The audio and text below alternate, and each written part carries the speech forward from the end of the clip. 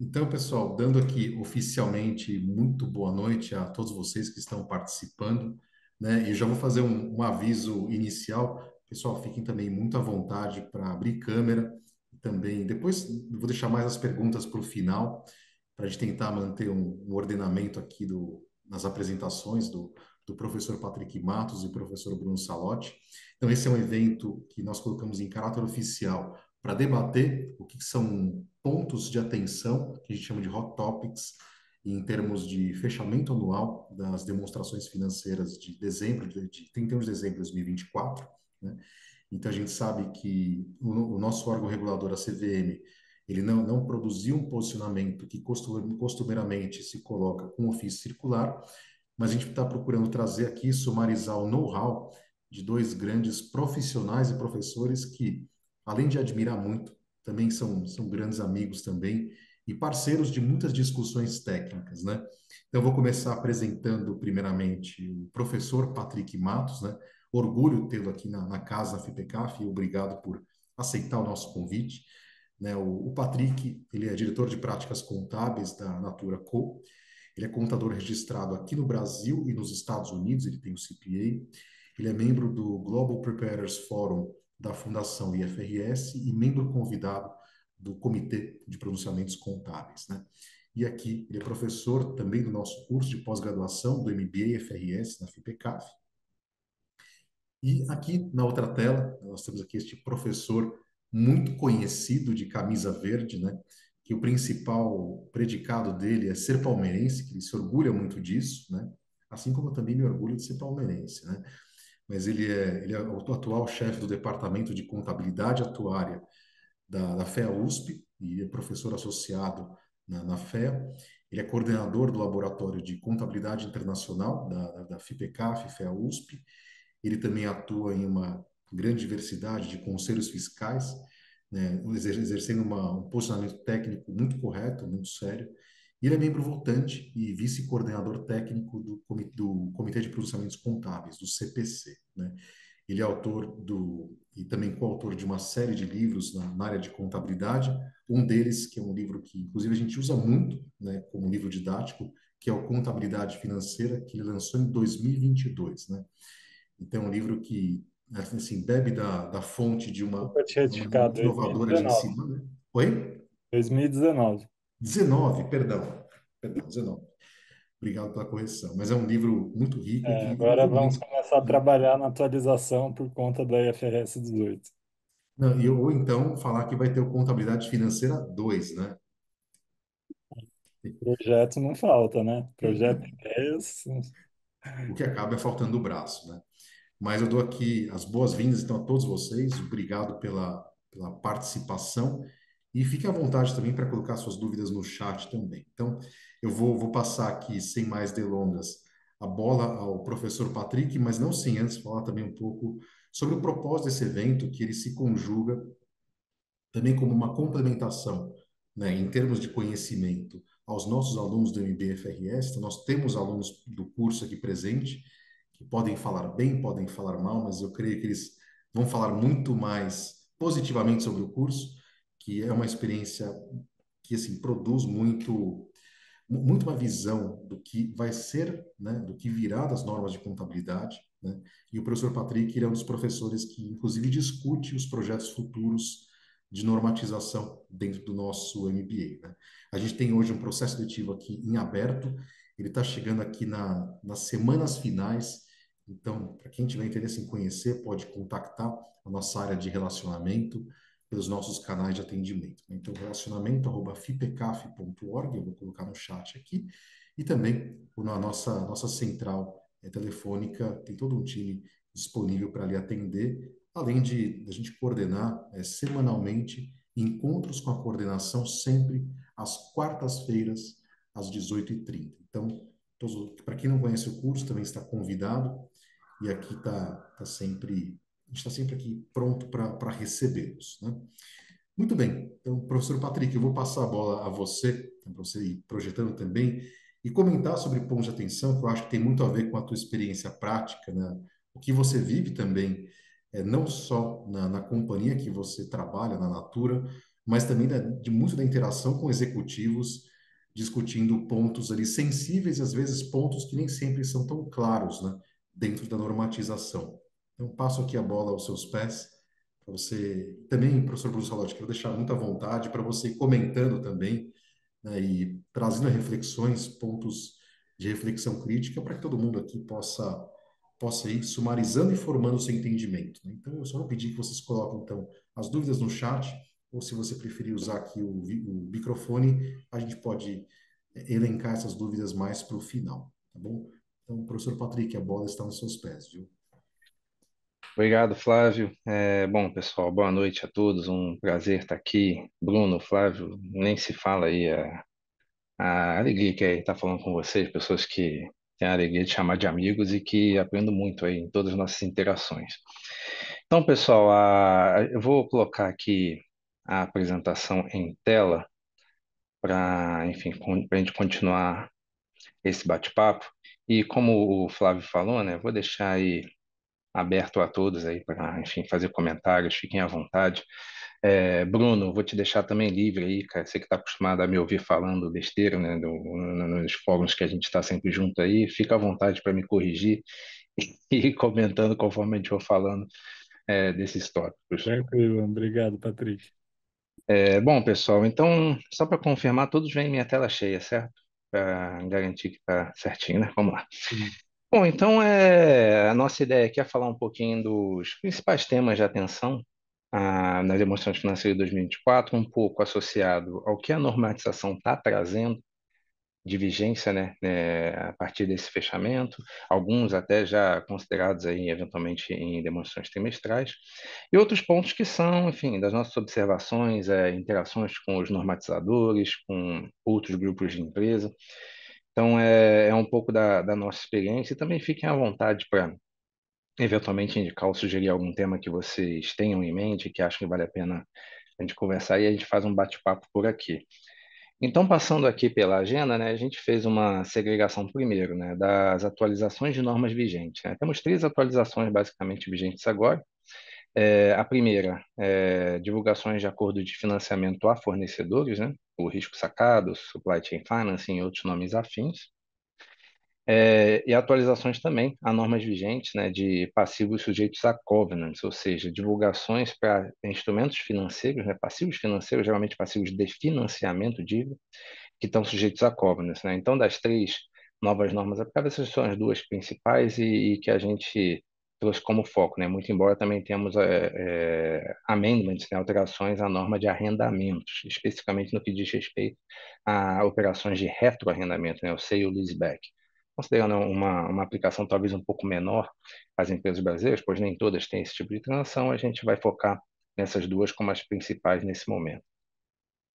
Um outro ponto de atenção, redução ao valor recuperável de ativos, né? O famoso impairment, um tema bastante complexo e subjetivo que tem suas particularidades para esse ano. Notas explicativas e comunicação efetiva, né? Pensando um pouco na forma na qual essa comunicação deveria, né, se dar junto aos usuários das demonstrações. E falar um pouquinho também de um assunto que está bastante em voga, que é a conectividade das demonstrações financeiras com outras informações e relatórios emitidos pelas entidades, né? Temos visto muita discussão, principalmente sobre relatórios de sustentabilidade, outros documentos que acompanham a demonstração financeira, como o relatório da administração, o earnings release. Então é bacana também de falar um pouquinho sobre como se dá essa conectividade e o que atentar, né, para ter uma comunicação de fato efetiva e boa com os usuários. Bom, então, primeiro falando das divulgações de acordos de financiamento a fornecedores, o risco sacado. E aqui vale um preâmbulo bem rápido. Essa normatização que passa a estar vigente agora, ela não é uma resposta específica a qualquer caso de abuso dessas normas de contabilidade que tenham sido observados, por exemplo, no Brasil, mais recentemente. Então, ela vem já de discussões, pelo menos desde 2018, lá no âmbito do IFRIC, né, o Comitê de Interpretações das IFRS.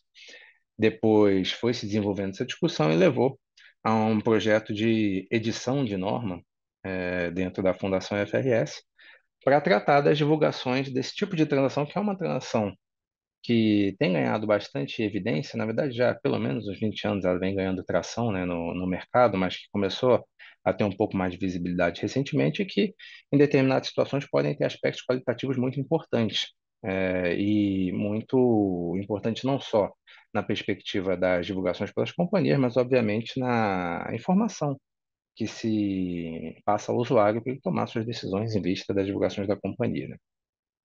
Bom, então falando de forma geral, o que que é uma transação de financiamento de fornecedores, né? Na imagem ela explica um pouquinho. Você tem uma empresa, geralmente chama de empresa âncora, e tipicamente é uma empresa um pouco maior, que, né, tem um risco de crédito melhor junto às instituições financeiras, ela cria um programa junto ao banco para financiar os seus fornecedores. Então, eventualmente, o fornecedor ele fecha, né, uma transação comercialmente com a companhia. O fornecedor, se entra nesse programa de financiamento, ele passa a ter a possibilidade de descontar esse recebível, né, junto ao banco, e, contrapartida, a companhia ela pode pagar ou na mesma data ou em uma data estendida ao banco, ela acaba pagando ao banco, não ao fornecedor. O fornecedor, tipicamente uma entidade com risco de crédito um pouco pior do que a empresa âncora, se beneficia da possibilidade de fazer um financiamento um pouco mais barato, né, e receber, mediante um desconto que talvez seja melhor do que ele teria se tivesse ele mesmo procurando um banco, e a companhia pode gerir seus pagamentos dessa maneira e, eventualmente, não em todo caso, mas eventualmente, inclusive, ter uma extensão de prazo. Bom, então do que a norma traz, de novo para agora, né? A norma ela não trata da classificação no balanço. Esse é um ponto importante, porque um aspecto muito discutido em transações de financiamento de fornecedores é se a companhia tem um contas a pagar comercial ou se a companhia tem uma dívida bancária, né? Obviamente que se você fala de transações em que você se financia por um período mais prolongado, você eventualmente tem um instrumento financeiro que tem mais cara de dívida do que de contas a pagar. Isso não é tratado nas alterações. Esse é um ponto bastante importante.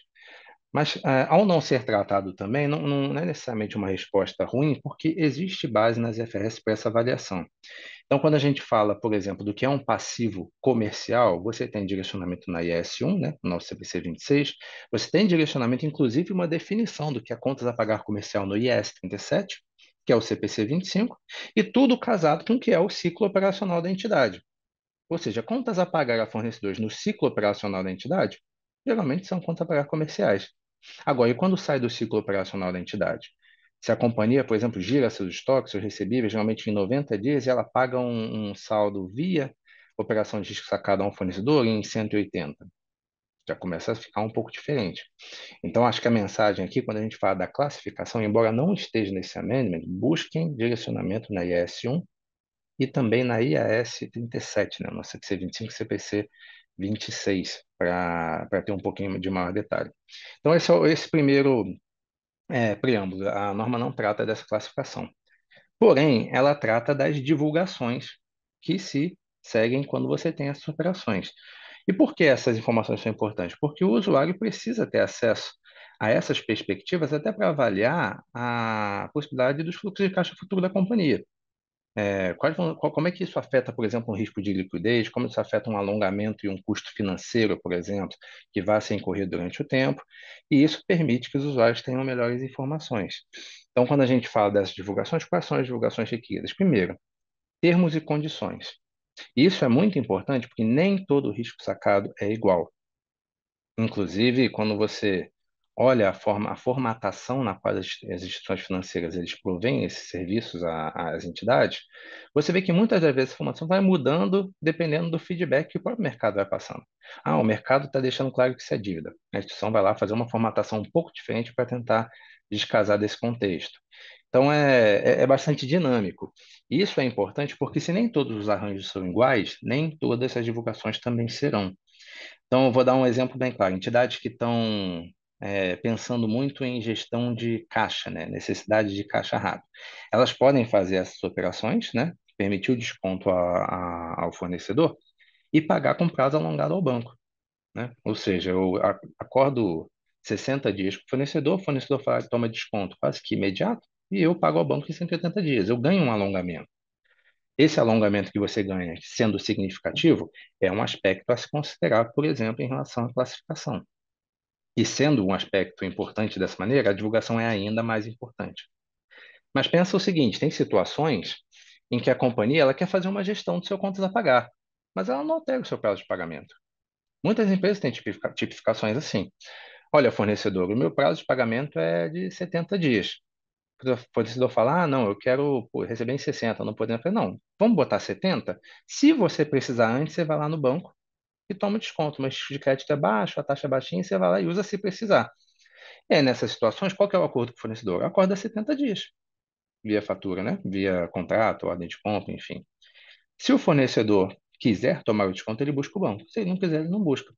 Ele buscando o banco ou não, a companhia continua pagando em 70 dias, seja ao banco ou seja ao fornecedor. Então, essa é uma situação, por exemplo, que já é um pouquinho diferente. Não, peraí, será que aqui a gente tem uma mudança tão substancial nos termos e condições? Será que aqui eu estou deixando de ter um passivo comercial?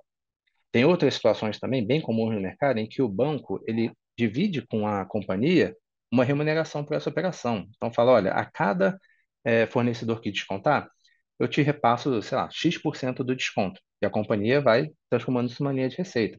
Nesse caso, pô, talvez aí já mudou um pouquinho mais os termos e condições. Então a gente tem várias tipificações diferentes. Por isso é importante essa divulgação para o usuário. O usuário precisa ter essa compreensão.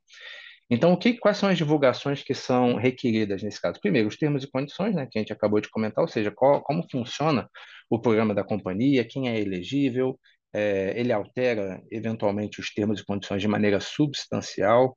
Isso é um ponto importante, porque a norma fala de alterações substanciais nos termos e condições. Isso implicita que alterações sempre vão ocorrer. Agora, são substanciais? Esse é um ponto importante a ser endereçado.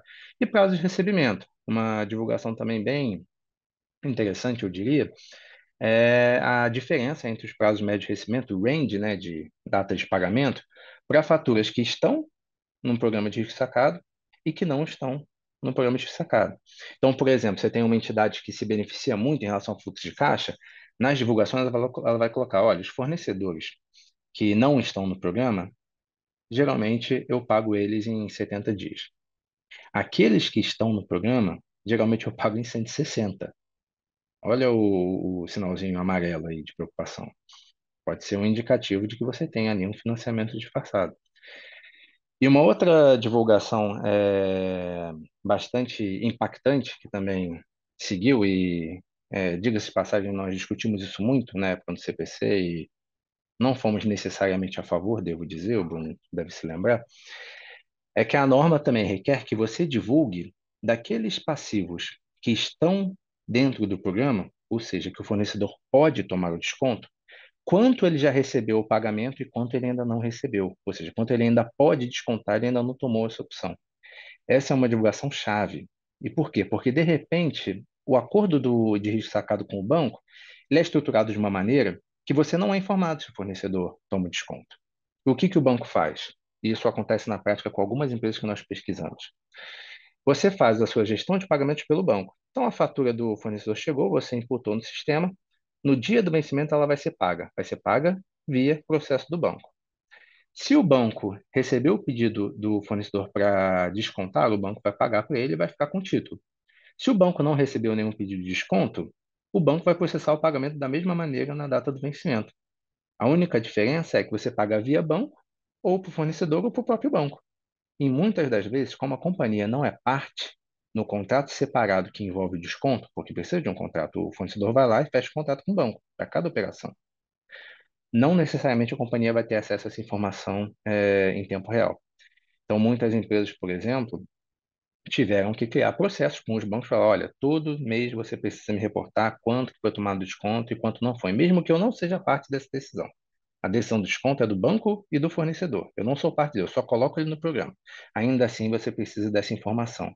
E em muitas situações, o acesso não é fácil.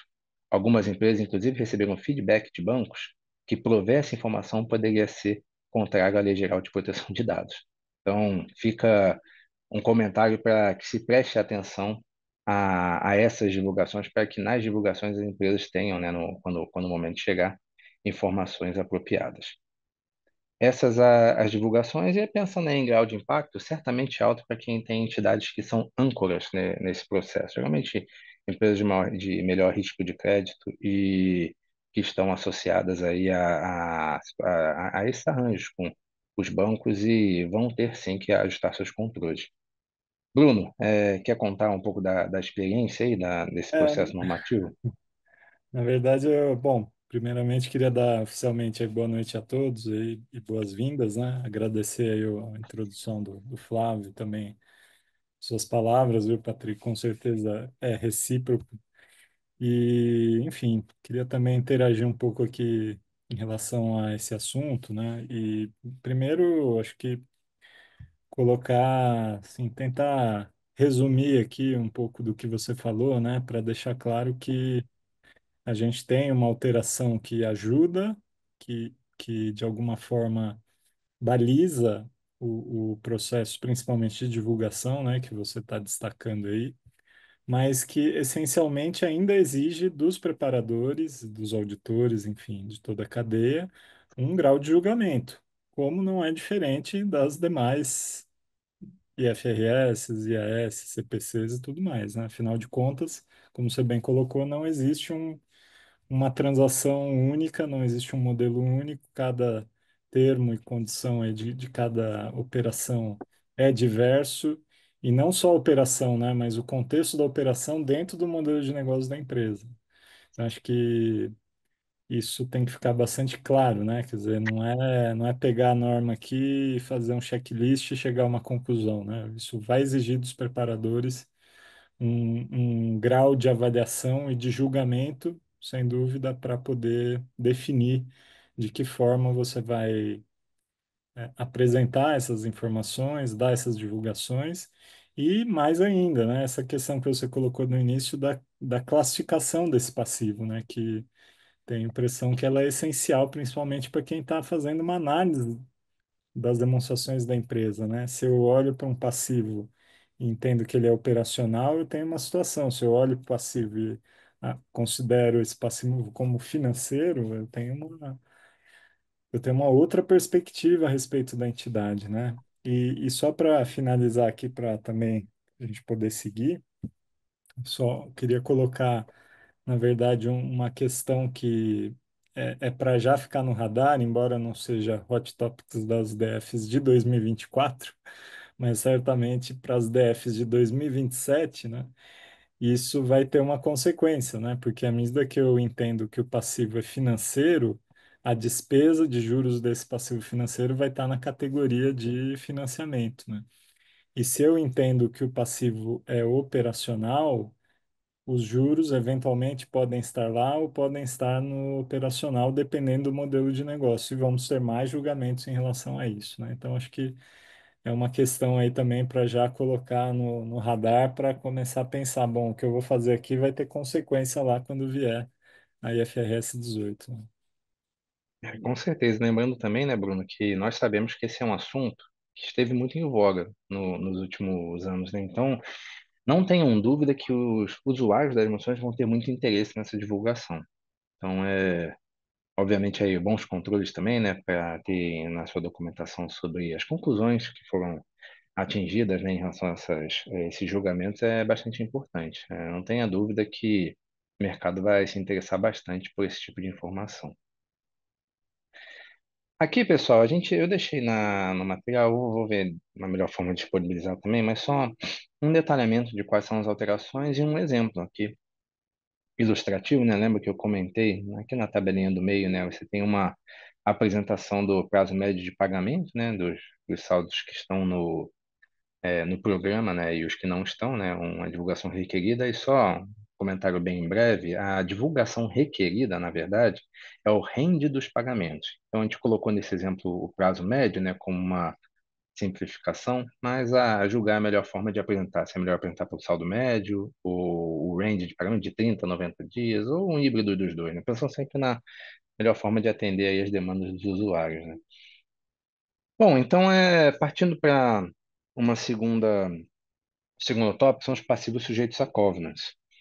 E esse também veio a partir de um problema prático discutido no IFRIC há algum tempo atrás, em que trouxeram uma questão sobre um passivo de financiamento, uma dívida, né, sujeita a uma cláusula restritiva, né, para determinação da sua liquidação, e como se isso interagia com as determinações do que é um passivo circulante e não circulante dentro do CPC 26 da IAS 1.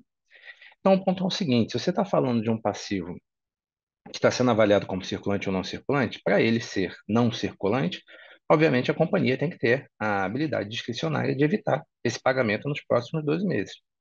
Essa é a premissa básica, que serve para um ativo também em relação à realização. O tópico que foi trazido era uma empresa que tem uma dívida sujeita a covenant. A medição dessa dívida ela vai ocorrer após a data do balanço. Então, estamos falando aqui da DF de 24, vamos supor que a medição desse covenant, né, o momento em que a companhia tem que demonstrar os índices de liquidez, ou o que quer que seja, né, para manter o seu direito de pagamento na data anteriormente acordada, vai acontecer em 31 de março de 2026, de 2025, né? Então, acontece no período, né, de 12 meses após a data do balanço. E a companhia já tem uma indicação em 31 de dezembro de 2024 de que ela não deve cumprir com esse covenant. Então, se ela não cumprir com o covenant na medição em 31 de março de 2025, o que isso quer dizer? Que naquele momento, em 31 de março de 2025, essa dívida vira circulante, né? Então, não tem mais habilidade prática de diferir. E isso acontece, de novo, dentro de um prazo de 12 meses após a data do balanço. Então, a questão é, agora, numa situação como essa, em que a companhia tenha os indicativos claros que não vai cumprir com o covenant após a data do balanço, mas dentro de 12 meses da data do balanço, ela trata como circulante ou não. Bom, isso foi esclarecido e, na verdade, isso tinha ficado um pouco mais duvidoso por conta de algumas alterações de 2018 da IS-1, que foram alteradas e trouxe uma certa confusão e foram corrigidas depois nos amendmentos que foram discutidos a partir de 2020 e agora efetivos, né? Mas a conclusão é que quando você trata de classificação no balanço, os fatos e circunstâncias são avaliados na data do balanço. Então, se a medição ocorre após a data do balanço, ela não pode ser um fator determinante para a classificação de circulante ou não circulante naquele encerramento. Então, na situação em voga, né, você tem uma medição em 31 de março de 2025 que você entende que não vai cumprir. Em 31 de dezembro de 2024, não há nenhum evento que leve você a reclassificar ele como circulante. Então, esse foi o esclarecimento que foi trazido por essa atualização. Só que, por outro lado, toda essa discussão trouxe uma reflexão importante. Não, mas espera aí. Se a classificação é na data do balanço, e essa é a interpretação correta cá entre nós dos conselhos de evento subsequente, ainda assim a informação é importante, porque imagina que você está divulgando uma demonstração financeira em 31 de dezembro de 2024, com um saldo significativo de dívida, que está no não circulante, mas que você já sabe ou tem uma boa indicação de que não vai cumprir daqui a 3 meses, né, em período inclusive muito próximo da data de emissão das demonstrações de muitas empresas, essa é uma informação importante, o usuário precisa ter essa informação. Então, o que o IASB trouxe também nesse ambiente, além de esclarecer essa questão que nós falamos há pouco, ela traz um requisito de divulgação. Olha, sempre que você tiver passivos de financiamento sujeito a medições do período de 12 meses após a data do balanço, ou seja, 31 de março, nosso exemplo estaria incluído, você precisa incluir divulgações adicionais. Primeiro, quais são esses covenants, né? O que você precisaria cumprir nessa medição futura?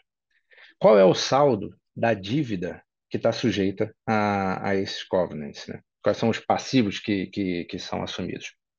Qual é a data de medição? Ou seja, quando você vai medir e ter que reportar isso para a instituição financeira? E, principalmente, qual é a perspectiva da companhia em relação a essa medição? A companhia teria cumprido com esse covenant se ele fosse na data do balanço? Qual é a perspectiva na melhor avaliação da companhia naquela data, se ela irá cumprir ou não? E se não cumprir, quais são os motivos e as possíveis remediações? Essa é uma divulgação qualitativamente muito importante. Eu diria que dentro das divulgações qualitativas que se tem de instrumentos financeiros e liquidez, principalmente, essa talvez seja das mais importantes, porque a companhia pode estar, inclusive, antecipando uma questão ao mercado, que embora ela não tenha certeza ainda, né, ela imagina razoavelmente que não vai cumprir com o covenant, por exemplo, acho que de certa forma penaliza a companhia. Se a gente parar para pensar, é uma divulgação que preocupa o usuário. Então a companhia tem que estar bastante avançada e evoluída nos seus procedimentos para saber o momento certo e o tom apropriado para colocar nessa divulgação. Então, esse é um ponto muito importante, de muita atenção, porque essas dívidas associadas a covenants são dívidas relativamente comuns no mercado brasileiro, em especial em momentos de crédito um pouco mais caro e complicado que a gente segue atualmente. Então, muitas empresas provavelmente estariam sujeitas a essa divulgação. Então, pensando aqui, eu acabei não passando pelos bullets, mas ela basicamente muda os requisitos de divulgação. Não há nenhuma alteração em relação à classificação, conversando só um esclarecimento. O texto foi colocado de uma maneira para deixar bem claro que essa é a conclusão. Se a gente pensar em grau de impacto, obviamente, a depender da existência, né, nas companhias, mas principalmente dos riscos de liquidez da companhia. Porque uma companhia já altamente endividada, com dificuldade de liquidez, essa divulgação ela se torna ainda mais relevante porque ela demonstra todas as ações que a companhia vai ter que correr atrás e negociar com bancos, eventualmente, para poder garantir que no momento da medição ela não tenha um issue a ser reportado. Quer comentar, Bruno? Sim, sim. Na verdade, eu só queria é, ressaltar e colocar um pouco mais de luz em relação ao que você falou no início, né? Acho que para deixar bem claro aqui que essa lógica de considerar tudo o que aconteceu até 31/12 do determinado ano, você usou aí 2024, ela já vem desde sempre, desde a adoção das FRS, né? E é interessante porque é curioso, né, a gente observar como, enfim, contabilidade é um processo social e político e que está sendo feito por pessoas, né? E como os conceitos vão mudando ao longo do tempo, né? Aqui no Brasil, por exemplo, antes da adoção das FRS, essa mesma situação era mantida como passivo não circulante, com a nota explicativa de evento subsequente dizendo que a empresa, enfim, Obteve o waiver. assumindo, obviamente, que depois de 31/12, antes da aprovação, a empresa conseguiu renegociar a dívida. A dívida era mantida no não circulante com a informação de que quebrou o covenant, mas na verdade renegociou antes da data da autorização das DFs, né? Eu, particularmente, pensando em termos de, se eu estivesse analisando uma empresa, eu acho, assim, mas isso aí é pessoal, obviamente, eu acho que faria mais sentido do ponto de vista da análise, né? Mas lógico que Sem existem dúvida. argumentos para você dizer que, olha, você está fazendo o balanço com a data do balanço, que é 31/12 daquele ano. Então, em 31/12 não tinha, só que no dia 11 de janeiro, aí já voltou a ser longo prazo, né? Então, imagina um analista que tem toda uma série temporal lá, ele vai ter uma quebra no curto prazo e depois volta para o longo, né? Mas, enfim, acho que não tem norma perfeita, né? A gente está sempre lidando com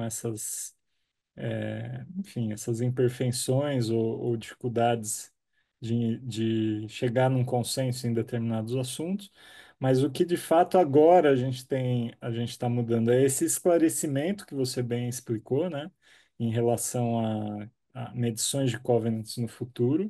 E o mais importante é essa divulgação, né? E novamente colocando peso nas notas explicativas, né, Patrick? Acho que é uma questão até mais Sim. ampla em relação a volume de notas, relevância, materialidade, que é uma coisa que a gente também no CPC discute muito, e que aqui, assumindo, obviamente, que isso é algo relevante, passa a ser fundamental para o analista, né? Tem muito analista que não lê nota explicativa, só vai direto nos números, né? Então, é importante estar atento aí ao que está escrito nas letrinhas miúdas, né? E aí é legal lembrar, né, que a gente brinca e tem assuntos que a gente gosta muito, né, Bruno? O pessoal, quando a gente vai interagir lá com o IASB, você vê muito isso também, eles perguntam sobre taxa de câmbio, a gente responde sobre inflação. Eles perguntam sobre conceito de controle, a gente fala de conciliação proporcional. Cada jurisdição tem seus assuntos preferidos, nós temos os nossos. Verdade. E essa do waiver, inclusive, foi colocada nesse projeto, né? Acho que é legal o pessoal também saber que, aproveitando essa discussão, em muitas jurisdições são incomodadas com essa questão do waiver, né, Bruno? Que é eu, particularmente, acho muito mais, tem um nexo muito mais claro, e é bem estabelecido no US GAAP também, né? Se você tem um waiver subsequente à data do balanço, talvez a melhor informação seja aquela que, né, o analista não precise ajustar manualmente nas suas projeções. Exatamente. O Yasmin, inclusive, né, deliberando, né, deixou bem claro que isso não se encaixa, né, nos princípios, nas definições dos eventos subsequentes. Então, se a gente criasse essa liberalidade, ia ser criar um evento subsequente tipo C, né? Tem um A, o B, e virar o C que só serve para o waiver. Então, isso foi um pouco até do feedback que eles deram, né, e em relação a esse pedido. E acho que isso cria, de novo, uma necessidade de atenção muito grande, né, Bruno, nas notas explicativas, porque é uma informação muito qualitativa e que não vai estar em outro lugar do balanço, né? Aqui, pessoal, colocamos também, enfim, um detalhamento, assim, uma explicaçãozinha um pouco maior, né? E também a natureza das divulgações para que vocês também observem aí nos estudos de vocês, né? E, bom, indo para o terceiro tópico aqui, falando da redução ao valor recuperável de ativos, né? Que é a melhor tradução já feita nas normas contábeis, né? Que não tem uma palavra para impairment, virou redução ao valor recuperável de ativos no Brasil. Quando a gente fala da redução ao valor recuperável, a gente está falando geralmente de duas normas separadas, né? Que são tratadas em contextos diferentes, que é um ativo não financeiro, aí cabem os intangíveis, imobilizados, o próprio ágio, rentabilidade futura, enfim, outros ativos de longa duração, né? E os ativos financeiros, que são os instrumentos financeiros dentro do contexto do IFRS 9. Quando a gente pensa no que eventualmente está associado a uma perda, perdição de valor recuperável, primeiro no ativo não financeiro, é um declínio de valor maior do que esperado, ou seja, a gente está falando de um ativo que se esperava uma aplicação do seu valor na passagem do tempo de maneira diferente do real, que tem sido observado, ele vem perdendo valor além do esperado, que obviamente todo ativo perde valor por sua depreciação e amortização, né, mas nem sempre essa vida útil segue esse padrão esperado de consumo. A gente tem obsolescência, obviamente nós temos ativos que, por inovação tecnológica ou qualquer outro motivo, deixam de ser capazes de gerar os benefícios futuros a eles associados, né?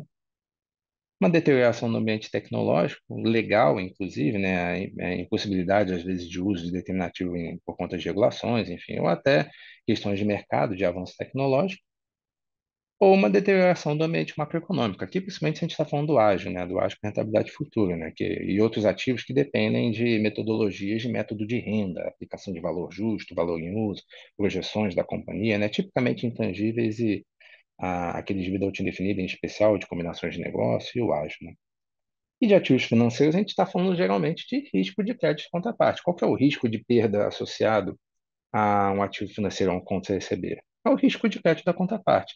E esse risco de crédito vem, eventualmente, de uma deterioração do ambiente macroeconômico também, ou seja, que afeta as companhias, e a deterioração da saúde financeira da contraparte, seja por dificuldades e desafios de mercado ou por, enfim, decisões errôneas da própria administração.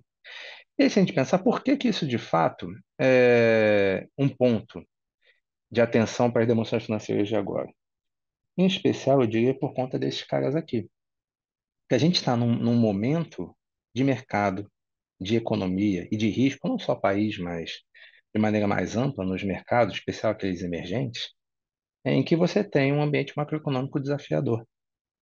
Isso não é de maneira, enfim, irrisória, leva a uma deterioração do risco de crédito de contraparte. Você tem um ambiente tecnológico em frequente mudança, legal e regulatório. Você tem normatizações que mudam a forma de uso de ativos, a permissibilidade de operação em determinadas circunstâncias.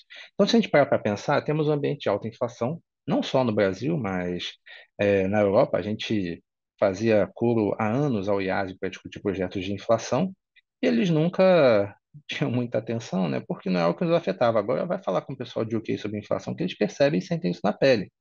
Então virou um problema mais amplo. Em muitos países, inclusive, do tal mundo desenvolvido, eurocêntrico, em que a inflação ela está em níveis semelhantes a países latino-americanos e em casos até maior. Então isso já é um fator, né, do ambiente macroeconômico desafiador para muitas empresas. Obviamente, se a gente pensar no Brasil, em déficit fiscal, sabemos como isso afeta a economia como um todo, e o próprio risco país, embora o mesmo possa ser dito de outros países emergentes, né, isso coloca um pouco em xeque a credibilidade do país, dificuldade para as companhias brasileiras se financiarem, por exemplo, afeta o crédito, né, o crédito caro, a companhia tem dificuldade de se financiar. De valorização cambial, você tem setores que são muito apoiados em moeda estrangeira, imagina setor de aviação, por exemplo, tanto de transporte como de construção, navegação também. Esses setores são setores que têm custos sempre lastreados em dólar, seja combustível, arrendamento de equipamento, aeronave, navio e diversas outras operações também, inclusive entidades que captam recursos financeiros, né, de dívida mesmo no exterior. Então, outro ponto de atenção. As reformas estruturais do Brasil e, inerentemente, a incerteza que isso traz, e também, dentro de um contexto de auditoria, redução ao valor recuperável de ativos, em especial de ativos não financeiros, é o principal assunto de auditoria. Inclusive, eu roubei aqui a apresentação do Armed, que falava, lá do Ibracon, que falava dos principais assuntos de auditoria, um levantamento que eles fazem todo ano. Redução ao valor recuperável de ativos é o principal assunto referido pelo auditor nos relatórios. Então, dentro desse ambiente que se encontra, é muito mais possível que hajam indicativos de impairment clause que possam afetar as demonstrações financeiras. E de maneira igual, na medida que a entidade entenda que eles não existem, a necessidade de documentação clara dos julgamentos e conclusões fica ainda mais importante. Bom, e aqui alguns pontos a refletir e pedir os comentários do meu amigo Bruno também. Primeiro, quando a gente fala de intangíveis de vida útil indefinida, lembrando, né, que, enfim, independente da identificação não de indicativo, testa-se anualmente, exceto em casos muito específicos que consegue demonstrar que não há mudança significativa, o risco de impairment é baixo, mas, por via de regra, testa-se sempre marcas de combinações de negócios, geralmente tem vida útil indefinida, e o próprio ágio, né? Documentação clara e divulgação clara. Isso é muito importante, porque quando a gente fala, em especial, falamos aqui do impairment de goodwill, mas também de outros intangíveis de indefinida, a divulgação ela é muito importante porque são estimativas inerentemente subjetivas. Então, se a gente está falando, por exemplo, de uma projeção de resultados, mudanças nas margens projetadas, por menores que sejam, afetam de maneira significativa um cálculo, por exemplo, na perpetuidade. O crescimento na perpetuidade também é uma premissa que pode ser muito significativa, porque a maior parte do valor está na perpetuidade. E na perpetuidade, assim, o que é de fato uma avaliação prudente? Lembrando que prudência não é conservadorismo. Faz sentido você projetar só a inflação? Olha, em muitas situações imagino que não, que para projetar só a inflação, o dono da empresa tira o dinheiro do banco e bota no fundo nas Ilhas Cayman. Mas faz sentido você projetar um crescimento maior do que o mercado?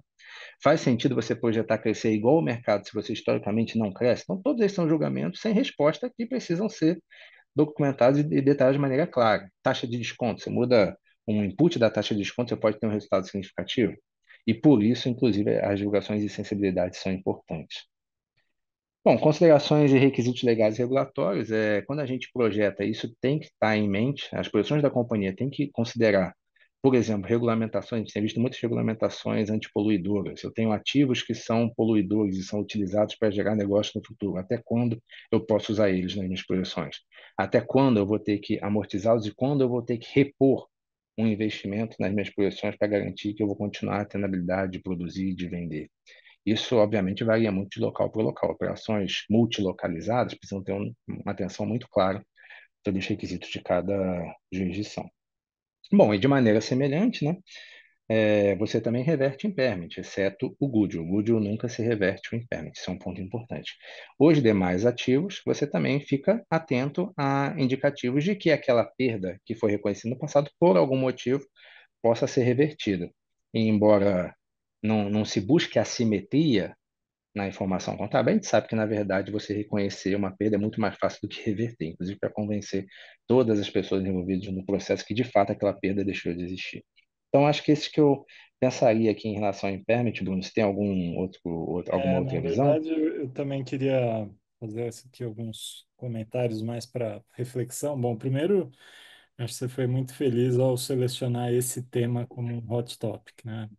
O impairment, ele é uma das áreas aí de maior subjetividade na informação contábil, dado o seu caráter prospectivo, né? A gente tem que, enfim, fazer um exercício de projeções e adivinhar futuro não é fácil.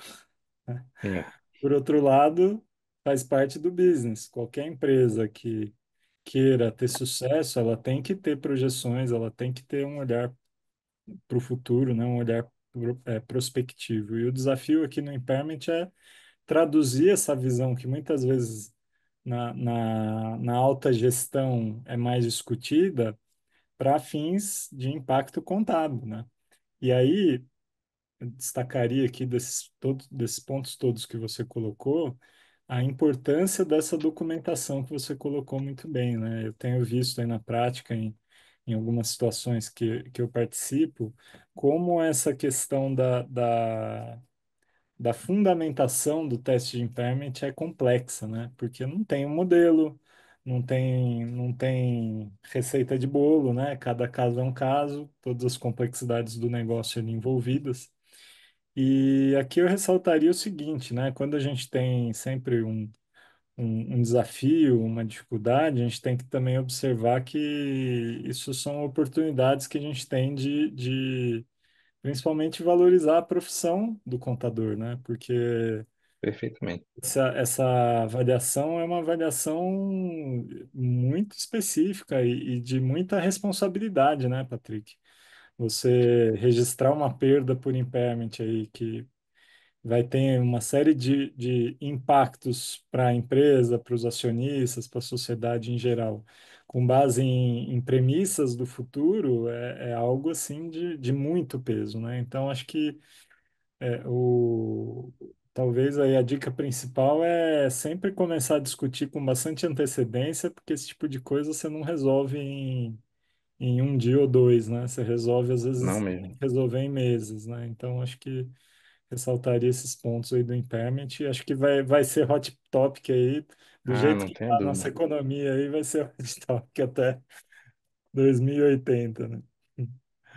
Oi, É, Flávio.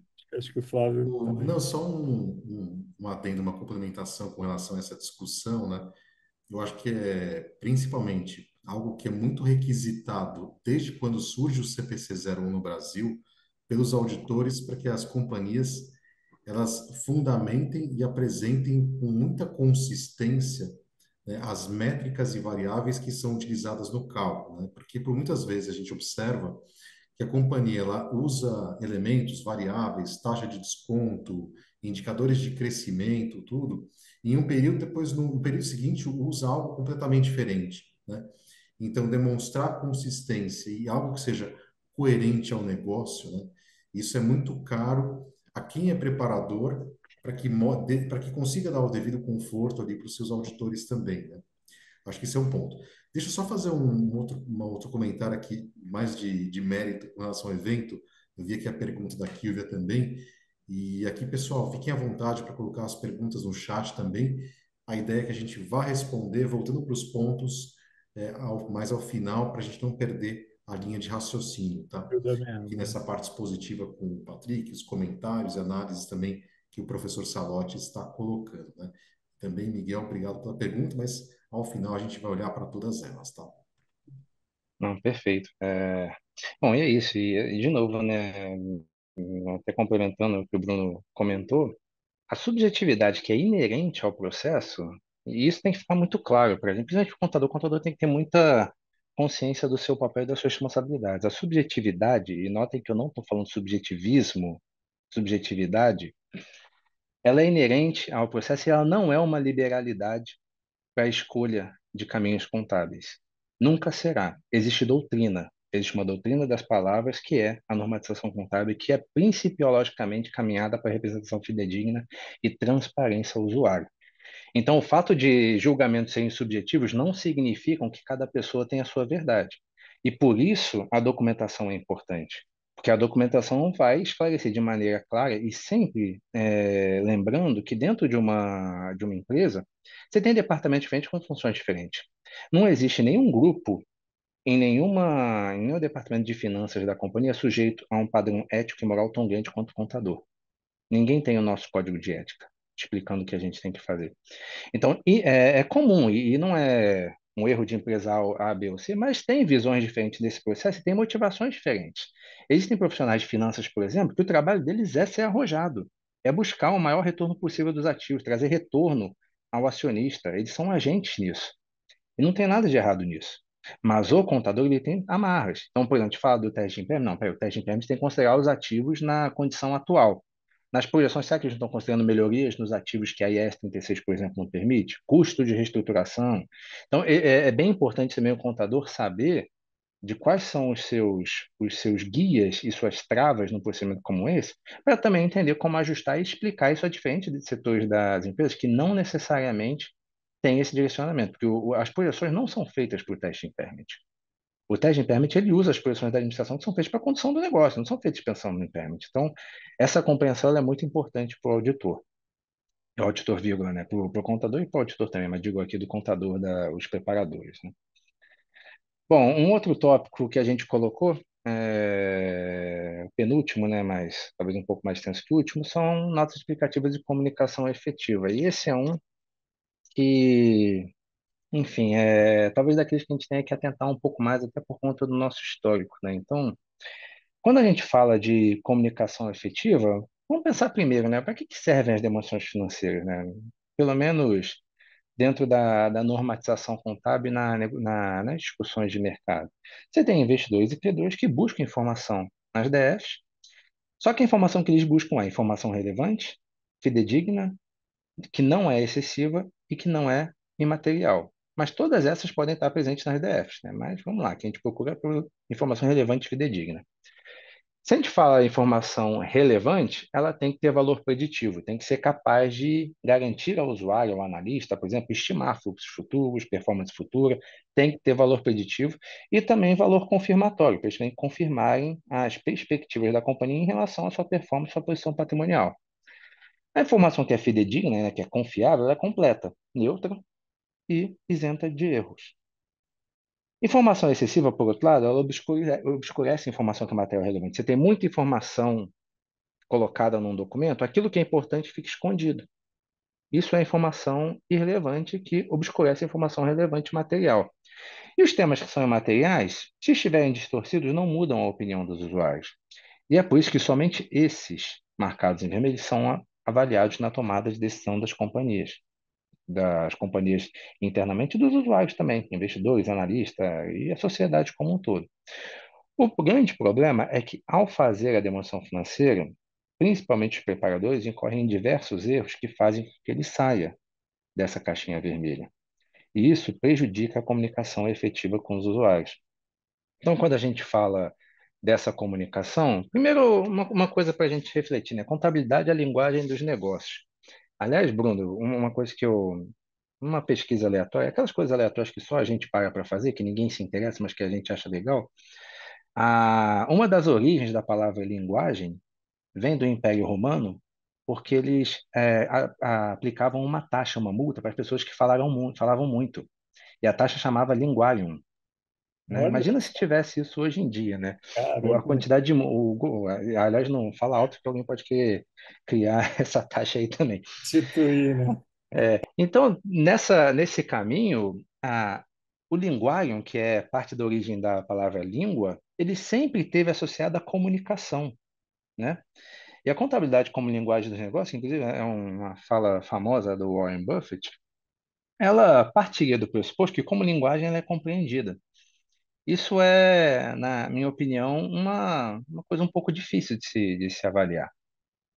O próprio Warren Buffett, né, voltando a essa frase, e também um outro artigo que eu li que comentava sobre ele, ele falava que ele gostava de ler demonstração financeira porque ele gostava de ver a empresa pelos olhos dos seus líderes, dos CEOs, enfim. E lendo essa entrevista, eu pude entender que demonstração financeira foi traduzida de maneira errônea. Ele falava dos relatórios anuais, que contém demonstração financeira, né? E muitas das vezes, grandes investidores utilizam relatórios anuais, utilizam o earnings release, utilizam o MD&A e não a demonstração financeira para ter a sua primeira fonte de informação sobre a empresa. E por que isso acontece? Porque essas informações são customizadas na linguagem que o usuário entende. É igual um jornal. Se você pega, dependendo do jornal que você compra, ele é escrito pensando no seu leitor. Classe A, B, C, dependendo da classe, ele usa uma linguagem diferente, porque ele quer garantir a compreensão do leitor. Uma demonstração financeira dificilmente segue esse caminho. Muitas das vezes a demonstração financeira ela é elaborada, principalmente no Brasil, né, numa perspectiva de checklist, de garantia de que toda informação necessária está lá, e não necessariamente, né, pensando nisso aqui, né? Quem que nunca teve numa discussão de demonstração financeira e alguém falar, pô, vamos tirar isso? Ah, não, cara, é melhor deixar aí porque Se eu tirar, vão perguntar a respeito. Se eu deixar, ninguém vai questionar. Isso vem muito, eu particularmente acho, de uma natureza legalista da demonstração financeira do Brasil. A demonstração financeira, ela não é necessariamente um instrumento de comunicação efetiva, ele é um instrumento de cumprimento de requisitos legais. Isso é muito preocupante, porque você começa a fazer com que os usuários, de novo, vão para outros relatórios, que são escritos na linguagem dele. Então, a gente tem que ter em mente que a demonstração financeira é um instrumento de comunicação efetiva. E você não vai atingir essa comunicação efetiva se você tratar isso como um exercício legal de checklist. Talvez inclusive, muita fonte do histórico brasileiro com esse tema e talvez até fonte das dificuldades que nós tivemos na aplicação das IFRS, que trouxe um modelo completamente diferente ao que a gente aplicava.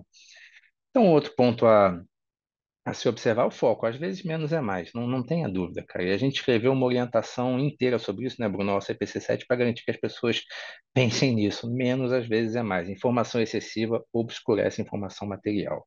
Então, se você não tem um instrumento financeiro mensurado a valor justo, não coloque meia página de prática contábil, porque você puxou isso de uma outra, de um guia ou de um checklist.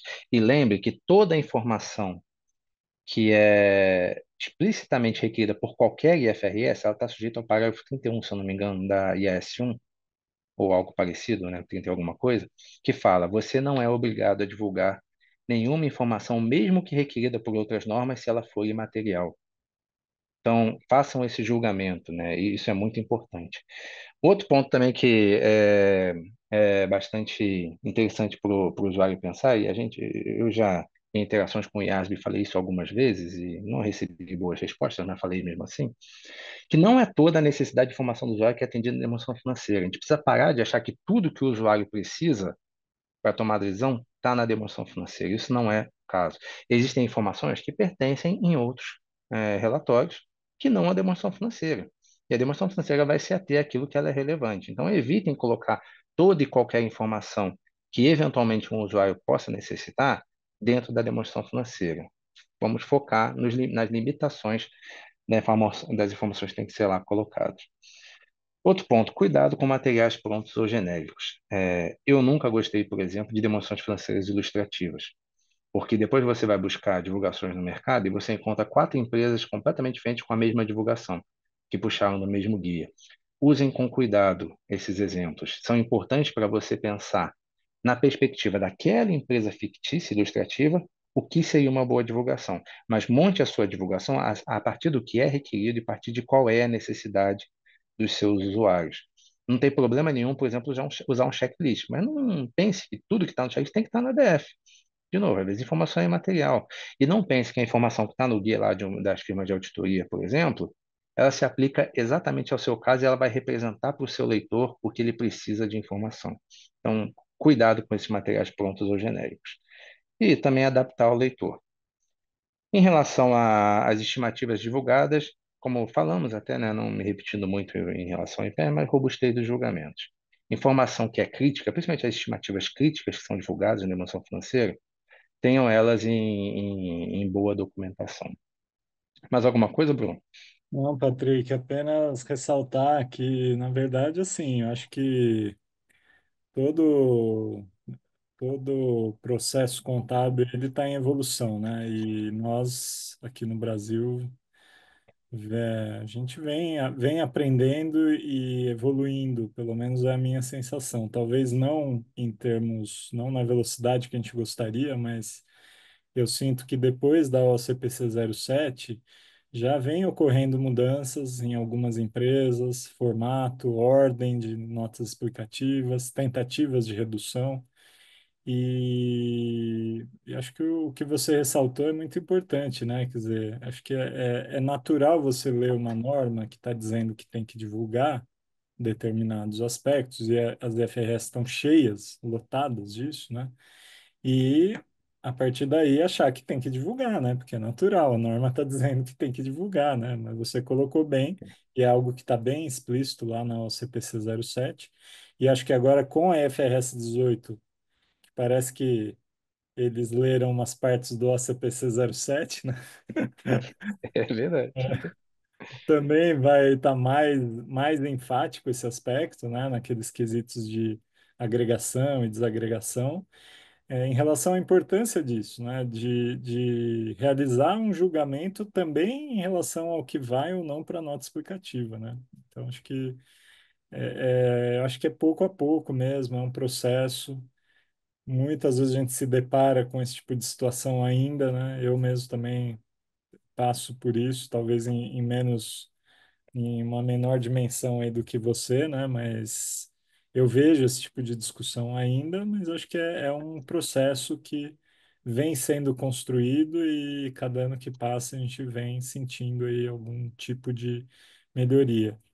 E você veja só, né, voltando aí a FS 18, né, embora não seja nosso tema aqui, né, dos Hot Topics, mas o IASB também está prestando atenção nesse aspecto, né, de release, release, release, vai tudo para release, mas as medidas de desempenho agora vão passar a estar nas DFs, né, É, aquelas forem entendidas como medidas em desempenho, definidas pela administração, enfim, tem todo um critério para se definir isso, de acordo com a FRS 18, mas o fato é que a gente vai passar a ter componentes que muitas vezes ficavam no release, talvez de uma forma, entre aspas, aqui, com todo cuidado, vou colocar aqui solta e sem consistência, passa a figurar dentro das DFs com rigor, com princípios, com norma, né, com auditoria, o que, enfim, acho que vem para também, nesse sentido de evolução aí da qualidade da informação, vem para melhorar, né? é bem verdade isso, né, Bruno? Até é sempre bom lembrar que a IFRS 18, ela tem dois grandes pilares que fundamentaram ela. Primeiro, a uniformidade. Aliás, uniformidade talvez seja a melhor palavra. A comparabilidade, das demonstrações e o aumento da relevância, né? E aí as bias de performance, enfim, e outras divulgações para garantir que a demonstração financeira seja de fato um documento que não seja trivial, que seja utilizado, né? Então, ansioso aí para a gente ver o que vai acontecer nos próximos períodos aí com a FS 18 no Brasil. E o último tópico aqui, é bem rápido até, né? Tem visto nosso tempo, atentar para a conectividade das demonstrações financeiras com outras informações. Esse é um ponto muito questionado pelo mercado como um todo, é um ponto de atenção bastante clara até do próprio IASB. O IASB tem um grupo de trabalho de conectividade que é permanente, se reúne pelo menos 4 vezes ao ano e acompanha alguns projetos buscando conectividade, por exemplo, entre normas ISSB e normas IFRS. E tem se esperado, porque você tem, obviamente, o conjunto da demonstração financeira, e você tem outros documentos, formulário de referência, relatório de sustentabilidade, release e outras apresentações, MD&A. Então, aqui uma coisa que acho que vale a pena a gente atentar e ter um certo cuidado é não buscar conectividade pura e simples e automática, porque existem diferenças fundamentais das informações reportadas em cada um desses relatórios.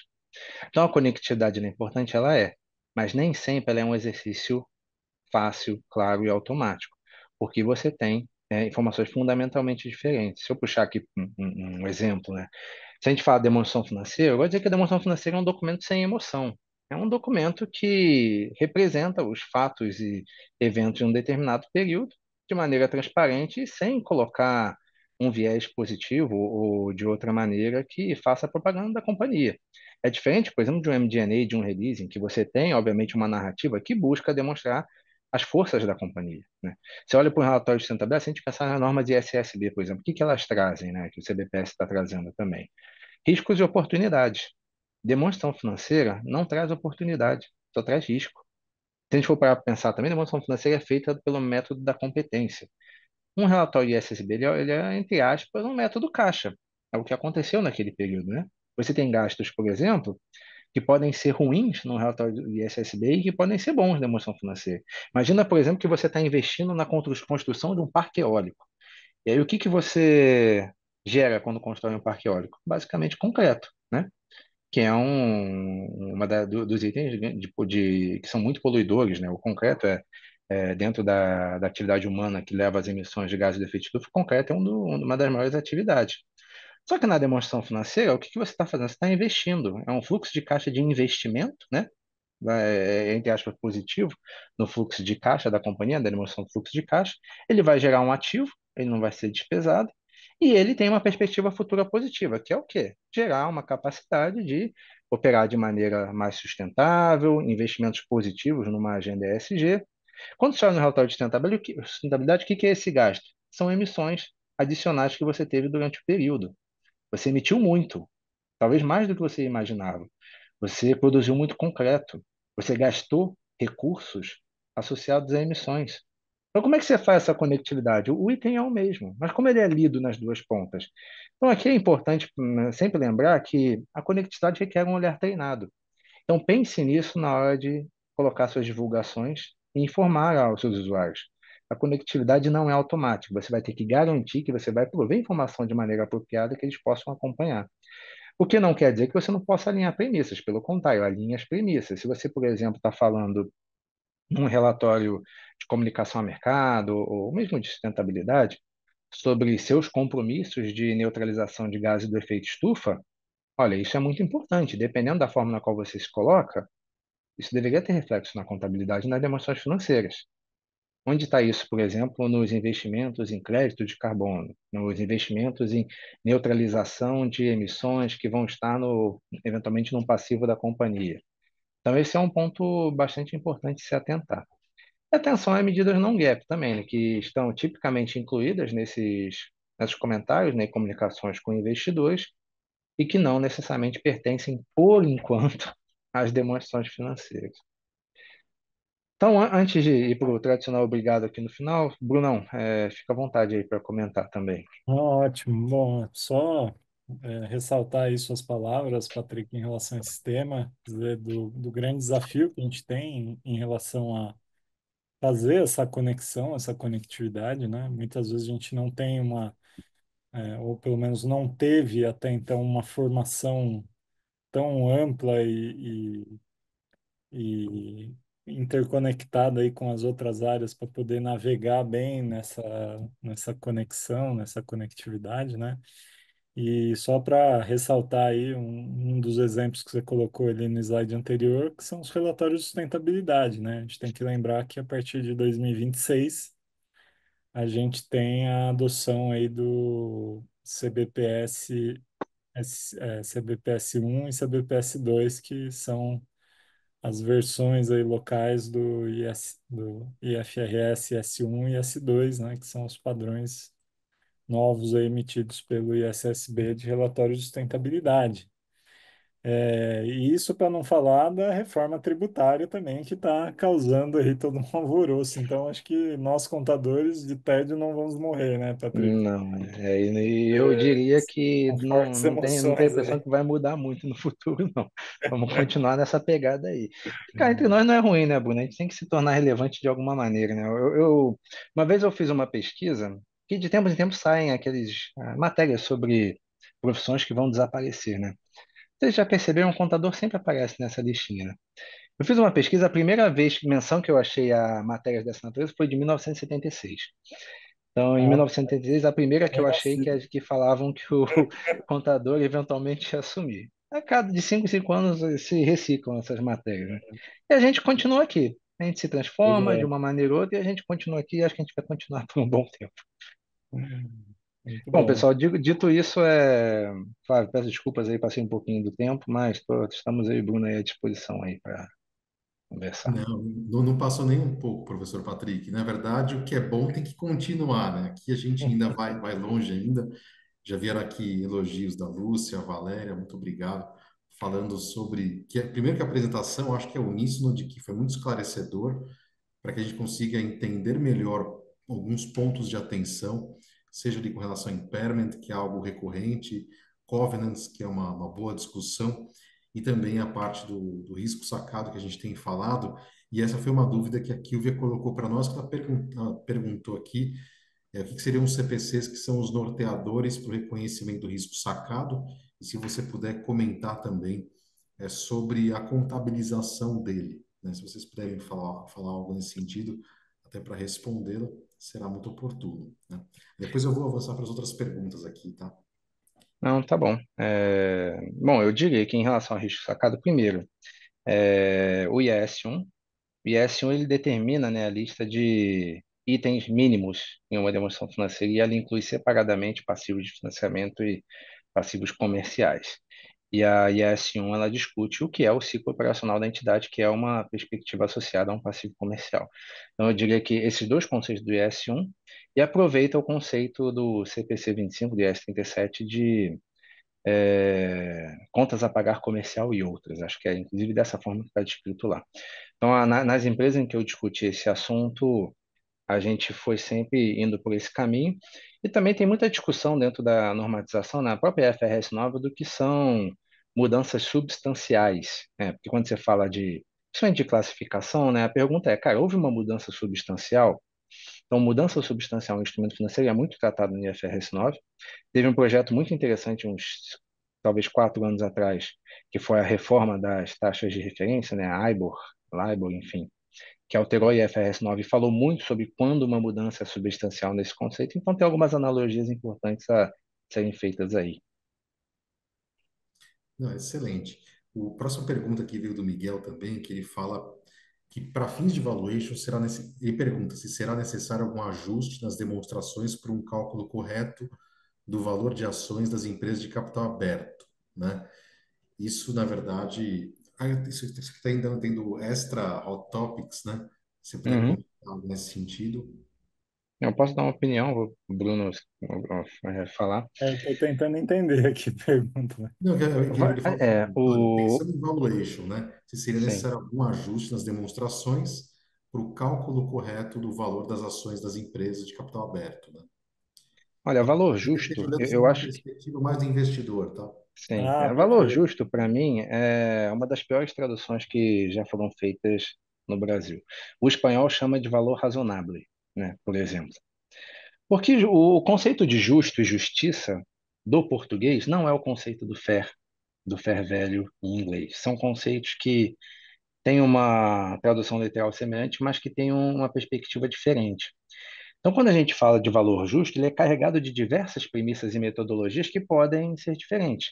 Obviamente, quando a gente fala dos níveis hierárquicos, por exemplo, da mensuração a valor justo, você sempre tem uma perspectiva inicial, que é a informação que está prontamente disponível. Informação cotada de mercado, uma ação. Uma ação é um input de valor justo de nível um, se sobrepõe inclusive aos demais. O que não quer dizer que você não possa valorar uma companhia a partir de múltiplos de EBITDA, ou enfim, ou o que quer que seja, CAPEX. Então, existem metodologias diferentes.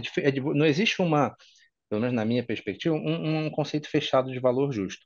Agora, uma entidade de capital aberta, as ações negociadas no mercado naquela data da mensuração é o input inicial numa hierarquia de nível um. Mas é sempre importante a gente entender dentro, inclusive, de um valuation, como isso tem que ser visto de maneira cuidadosa. Quem não assistiu ainda, eu vou sugerir que vocês procurem no Netflix o seriado sobre a GameStop, que é uma. Você viu, Bruno, da GameStop? Não vi. Não vi. É um documentário. A GameStop é uma empresa de Tá varejo aqui. americana de videogame que ela estava sendo. Os investidores, principalmente hedge funds, né, grandes, estavam apostando contra a companhia e vendendo a descoberta. E as pessoas se mobilizaram em fóruns na internet para aquela velha história de fazer o mais rico sofrer, para vencer o dono do hedge fund. A ação valorizou em milhares por cento em poucos dias. Muita gente ganhou dinheiro e depois muita gente perdeu quando aquilo acabou. A corretora não tinha garantia e reserva para cumprir os pedidos, né, de compra, enfim, de venda. Inclusive foi processada pela SEC. E aquilo gerou uma mega volatilidade que, na minha opinião, em nada reflete o valor da empresa. Então você vai pensar, o valor justo é o valor cotado da entidade? Ele é um input de valor justo. Agora, acho que quando a gente pensa em valuation, muitas coisas têm que ser pensadas no propósito da avaliação e também como lidar com a volatilidade que é inerente a uma avaliação dessa. Então, Miguel, talvez não tenha te dado uma resposta tão direta quanto você perguntou, em situações, na maior parte das situações, eu imagino que não é necessário um ajuste, mas considerar isso de maneira simplista como valor justo, eu acho que seria algo que um analista mais experiente não faria. Ele tomaria alguns certos cuidados. O único, talvez, o complemento que eu faria aí, acho que também não tem uma resposta direta aí, viu, Miguel? Mas acho que ressaltar que valuation não tem norma, né? Não tem valuation, como diz lá eu não sei se foi o da Modaren ou um outro que falou que valuation é uma arte, né? Então, cada um faz um valuation, você pode pôr três, cinco pessoas super experientes em valuation para fazer o valuation de uma empresa, vai chegar em cinco valores diferentes, né? Então, Provavelmente todos vão eu... estar su- errados. O ponto é quem está errado mais Exatamente, consistente, né? exatamente. Quem Então, documentou Provavelmente nem melhor. a média estaria certa, viu? então é isso, né? Quer dizer, acho que são muitos inputs ali. Tudo isso que a gente discutiu aqui, potencialmente pode sim trazer ajustes na forma como você vai olhar para o valuation de uma empresa, né? Mas isso é muito particular do analista que está fazendo valuation e como esse input está se relacionando às premissas que ele está colocando e principalmente ao modelo que ele está usando, né? Porque para fins de valuation tem aí N modelos de formas diferentes de se tentar chegar em algo aí que seria próximo de um valor da empresa, né? Soma-se a isso todas as restrições aí que o Patrick colocou, né, em relação à subjetividade no cálculo de valor justo, né? Acho que são aspectos importantes aí a considerar. Muitas das vezes o valor é injusto, né, Bruno? Essa é a grande verdade. É, Por isso que eu não gosto dessa tradução. Mas é cheguei verdade. tarde no CPC, não cheguei a tempo. Muito bem. Tem um outro comentário aqui do Felipe Amorim, ele faz alguns comentários sobre nó explicativas, sobre a comunicação efetiva, mas um ponto que ele queria chamar a atenção, e aqui, professor Salotti, eu vou jogar a bola do seu campo, tá? Ele pergunta se seria possível, né, que o IFRS 18 ele traga alguma convergência ou aproximação com o que o mercado de fato busca, né? Então, se você puder comentar algo, que eu acho que isso tem relação até com o projeto do IASB de demonstrações financeiras Uhum. primárias, né? E Eu aí acho que depois, eu depois a gente acabei joga para o Patrick também comentar, que ele também está é, bem na, por dentro do tema, né? naquele comentário que eu fiz em relação ao que o Patrick estava falando sobre as notas, eu acabei tangenciando um pouco esse aspecto, né? Eu acho que a IFRS 18 potencialmente aproxima, mas a gente nunca sabe exatamente o que vai acontecer também com as peças até que a gente comece a observar de fato as publicações, né? Quer dizer, se, por exemplo, se a empresa entender que aquela comunicação que ela está fazendo em release vai ter que gerar mais divulgação, pode ser que ela resolva então mudar a forma de comunicação para não gerar esse input, e aí o tiro sai pela culatra, né? Porque uma coisa que era para melhorar, na verdade vai piorar, mas acho que sempre o objetivo do IASB é ter essa aproximação, né? Acho que o Patrick sabe bem, né? Em diversos momentos lá em que a gente está discutindo, o Tadeu, que inclusive é o board member do IASB, que é brasileiro, né?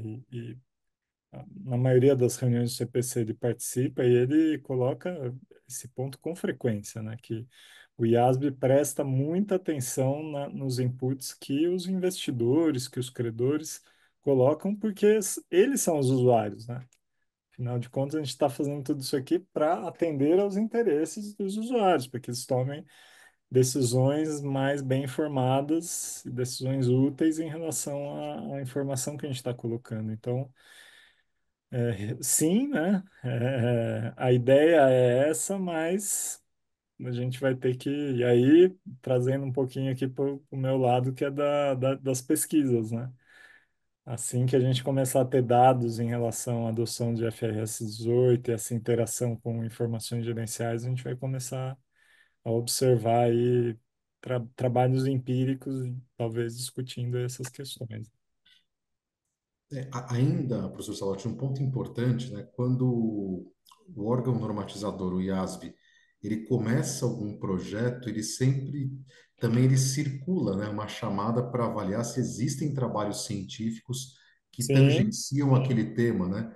Em questão da forma, do escopo, enquadramento, as métricas de mensuração, para justamente começar a beber dessa fonte também que vem da academia para criar essa ponte com a prática, né? Eu acho que esse projeto de melhoria de comunicação do IASB foi muito nesse sentido, né? De sem dúvida. tentar melhorar estruturas que até facilitem a maneira como a informação ela é absorvida, assimilada, né, interpretada pelo usuário, né? Acho que é muito isso. Deixa eu passar aqui uma pergunta que vai direto para o Patrick, né, que eu acho que tem relação, Patrick, com aquele slide que você monta uma árvore sobre impairment, né, que você fala sobre os elementos que, vamos dizer, que trarão sinais sobre impairment em questão de deterioração financeira, mudanças tecnológicas e assim por diante, que o Guilherme Ribeiro ele pergunta se sobre os riscos financeiros e operacionais, né? Se a gente pode esperar alguma mudança relevante para que ele seja incorporado, muito provavelmente, nos modelos de análise de impairment, né? É só, antes disso, né, um comentário, você falou, né, da pesquisa, o Bruno teve um paper, inclusive, né, Bruno, na pesquisa recente no fórum do IASB, acho que era sobre intangíveis, que foi o que entrou lá na discussão, Bruno. Sim, sim. É, Não, aquele foi sobre a IFRS 17. ah, sim, e verdade, eu me lembrei aqui, porque essa parte da pesquisa, ela é legal, Flávio, que vale a pena comentar, que a gente participa muito, nós tivemos já muitos papers ali discutidos em detalhe e referidos Sim, pelo time do IASB em projetos. Eu lembro da professora Raquel, né, Bruno, também, que foi sim, muito sim. elogiado e sempre é referenciado quando a gente fala de consolidação proporcional, método de equivalência patrimonial. E me fugiu, acho que foi no de intangíveis de uma professora, acho que do Sul, que eu lembrar o nome dela, mas me fugiu. Eu falei com ela, inclusive, a respeito. Mas sobre riscos operacionais foi operacionais e financeiros, né, que ele comentou, financeiros e operacionais, dentro das projeções, quando a gente fala de impairment, por exemplo, sim, só de uma maneira um pouco diferente, que, por exemplo, quando a gente fala de riscos financeiros, isso geralmente está muito associado a risco de liquidez, né, que tem divulgações já pela IFRS 7, e também associado principalmente a risco de crédito, né, as divulgações da IFRS 9. Então, dentro de uma perspectiva, por exemplo, de impairment de instrumentos financeiros, sim, esses riscos financeiros eles são o core, na verdade, do risco de contraparte que você está avaliando. Dentro dos riscos que são avaliados num teste de impairment, os operacionais, para mim, geralmente são mais comuns, até porque quando você fala de teste de impairment pelo valor em uso, você exclui custo de financiamento, então ele acaba ficando só naqueles instrumentos financeiros, mas um teste de impairment de intangíveis e ágil, por exemplo, os riscos operacionais eles têm que ser considerados, porque ali tem uma perspectiva geralmente, de geração de caixa, né, fluxo de caixa livre, por exemplo, que envolve a necessidade da companhia de repor ativos, de repor arrendamentos, enfim, de fazer investimentos que vão permitir que aqueles fluxos continuem chegando, porque os fluxos geralmente vão ser projetados à perpetuidade, mas os ativos que estão na data do balanço do teste, eles vão se exaurir em algum momento. E isso não é necessariamente só a passagem do tempo, mas são riscos que estão associados à operação. Por exemplo, novas regulamentações que impeçam a maneira de operação da companhia, novas legislações tributárias que sejam, ou mesmo que afetem a capacidade da companhia acessar um mercado, a dificuldade da multilocalização em diferentes jurisdições de como isso é tratado, as taxas de impostos que vão ser aplicadas no futuro, o sales tax. Então, tudo isso tem que ser considerado. A perspectiva das projeções ela não pode ser um exercício meramente financeiro. Tem que ter uma construção muito importante de entendimento do negócio e quando os fluxos vão, de fato, ter que ser revisados para poder garantir os benefícios que vão fluir daqueles ativos, né? Seja pela sua vida econômica ou seja na perpetuidade. Maravilha.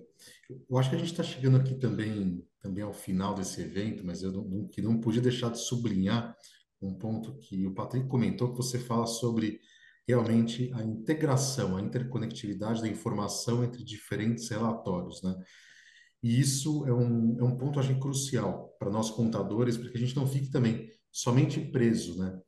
A informação que é acumulada no balanço, aquilo que é reconhecido no fluxo econômico de uma DRE, na produção de DMPL, demonstração dos fluxos de caixa, DVA e assim por diante, e também tudo aquilo que a gente define como que deve ser mais extenso ou menos extenso em termos de nossa aplicativa. O nosso envolvimento ele se espalha muito mais por relatório da administração e uma série de outras informações que precisam ter consistência, né? Então, eu acho que a nossa profissão ela passa por muitas críticas, né? Acho que o Patrick foi muito feliz no comentário, mas ao mesmo tempo nós somos cada vez mais essenciais para que a gente esteja presente nessa análise e principalmente sinalização de coisas que possam não estar congruentes em outros relatórios, né? Sejam eles também formulários de referência e até comunicados ao mercado, né?